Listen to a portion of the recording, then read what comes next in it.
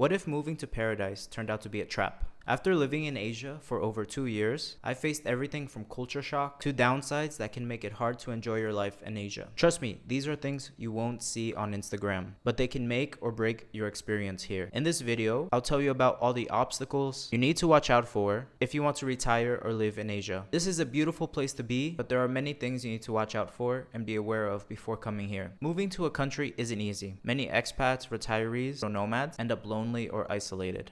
But why? Moving to another country creates many challenges. One of the biggest is adapting to the local culture. You don't have to dive in and try to become a local, but you need to learn how to accept it and live around the culture. Some countries are more different than others. Like in Japan, locals are not so outgoing and much more reserved compared to Thailand, where locals are much more extroverted. Depending on your personality and willingness to put yourself out there, there's a chance you can feel isolated and lonely. This feeling can make it harder to enjoy your experience or even make you want to move back home. And if you don't know the local language, it can make it even harder for you to make friends, especially if you move somewhere with a small expat community. If you're moving to Thailand, Japan, or a country with a large expat community, then you can make many friends.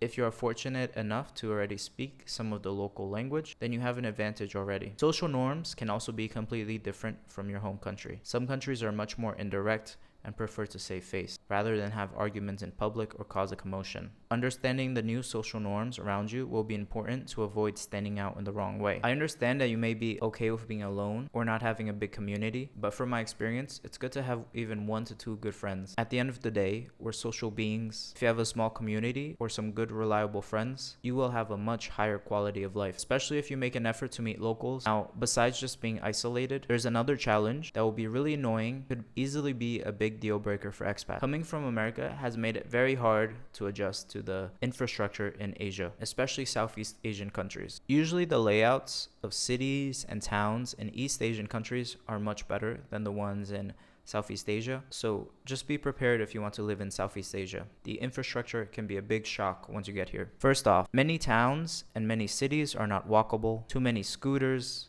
uneven pavement, small roads making it really hard to walk along the street. Parks or walking along the beach are usually your best bet if you want to go for a walk. The layouts of cities can also lead to lots of traffic, especially since many locations are so densely packed with locals and tourists. Look at places like Phuket. Traffic can be really bad there. I have a video talking more about Phuket and its over-tourism problem that you can check out on my channel. Many of the major cities like Bangkok, Singapore suffer from bad traffic congestion, which can be a major headache. Even small towns like Canggu in Indonesia can be gridlocked for hours, especially the touristy places. Also, a minor issue you might have, depending on where you go, is the internet. During the rainy season in Bali, I had some issues with the internet being cut out. If you move to a nice modern city, then the internet will be fine, usually. Lastly, it's important to consider healthcare. The healthcare in Asia is good and can be affordable, but not for all countries. Luckily, Singapore has one of the best healthcare systems in the world. So if you need special treatments, this is where you want to go. What are some problems you face living in Asia? I would love to read about them in the comments. Now, this next problem can directly affect your health and your quality of living, so make sure you don't skip out on this one. Easily the hardest part about living in Asia is the air pollution. It's so easy to notice how it affects you. Things like a scratchy throat, headaches, and stuffy nose can be really annoying. Poor air quality can even take years off your life. So this is something you should strongly consider if you want to live in Asia. You have some places like China, Vietnam, Thailand, and South Korea in the top 40. And Hanoi in Vietnam has even been at the top of the list many times throughout the year. Besides the poor air in some countries, littering can also be a problem in Asia. I think the older generation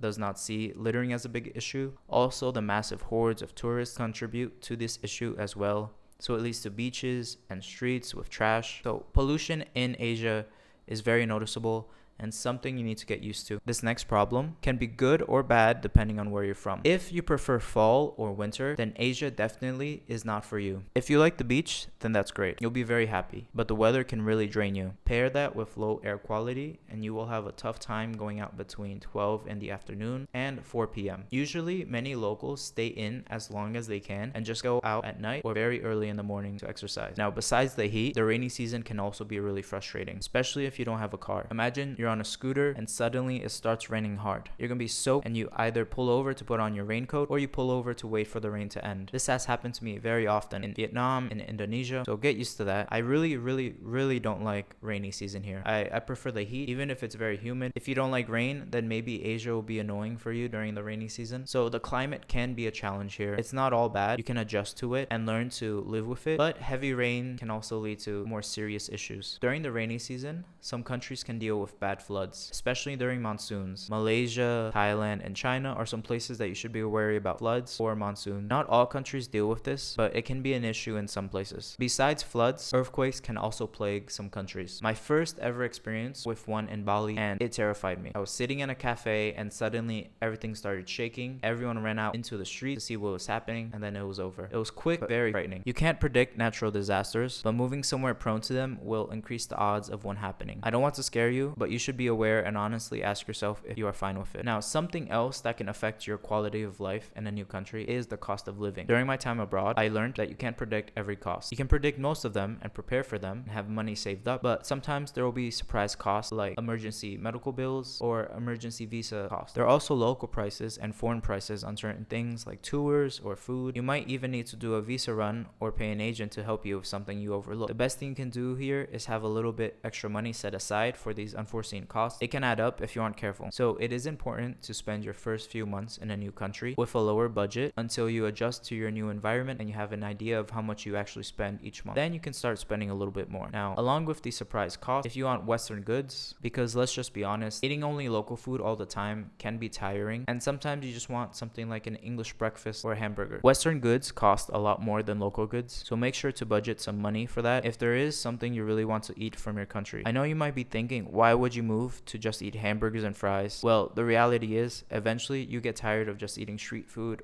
or local meals. Sometimes you just want something Western, or you might even want something that reminds you of home. But if I lived in Korea or Japan, then I'm sure I would be eating noodles and fried chicken all the time. In Malaysia, imported goods cost a lot more than the local goods. Same in all Southeast Asian countries. It might be different in East Asia though. Now, this is the biggest problem, and it affects every foreigner that wants to move to another country. The visas. Wanting to move to a new country to live there is one thing, but actually being able to do this legally is a whole nother story. You could get a work visa, do visa runs, and live between different places, or you can open a business, but not every country has these options, especially depending on your passport. Before you buy your plane ticket, make sure to research how you will stay long-term in the country. Some expats do visa runs between different countries, others buy digital nomad visas, or they're old enough to retire in that country. Finding the right visa that lets you stay long-term is the biggest hurdle an expat can face. The last thing you want is to abuse visa runs and get denied because the government notices that you have one too many stamps already. And for those that don't know, a visa run is when you fly to a nearby country for a few days and then fly back to get a new visa. Many places are starting to crack down on this, like Thailand. Another hurdle that goes along with the visas is owning land or trying to start a business. Many expats move abroad with the hopes of investing their savings and opening a restaurant or a bar, and while it's a productive idea and can do well if you plan it well, figuring out the legal process behind this idea can take a long time and be very confusing,